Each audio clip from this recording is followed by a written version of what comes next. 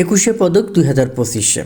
একুশে পদক 2025 লাভ করেছেন 14 জন বিশিষ্ট নাগরিক ও একটি প্রতিষ্ঠান। 1976 সালে প্রবর্তিত একুশে পদক বাংলাদেশের দ্বিতীয় সর্বোচ্চ বেসামরিক পুরস্কার, যা সংস্কৃতি বিষয়ক মন্ত্রণালয় থেকে প্রদান করা হয়। এটি 11টি বিভাগে প্রদান করা হয়ে থাকে। সম্মাননা হিসেবে দেশের গুণী ব্যক্তিদের বিশেষ অবদানকে স্বীকৃতি জানানো হয়। মনোনীত ব্যক্তি বা দলের নাম, ক্ষেত্র। 1 নম্বরে আছেন আজিজুর রহমান, মরণোত্তর, শিল্পকলা, চলচ্চিত্র। ওস্তাদ নীরদ বরণ বড়ুয়া, মরণোত্তর, শিল্পকলা, সঙ্গীত। ফেরদৌসারা, শিল্পকলা, সঙ্গীত।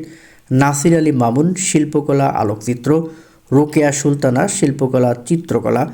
মাহফুজুল্লাহ, মরণোত্তর, সাংবাদিকতা। মাহমুদুর রহমান, সাংবাদিকতা ও মানবাধিকার। ডক্টর শহীদুল আলম, সংস্কৃতি ও শিক্ষা। ডক্টর নিয়াজ জামান, শিক্ষা। মেহেদি হাসান খান, বিজ্ঞান ও প্রযুক্তি।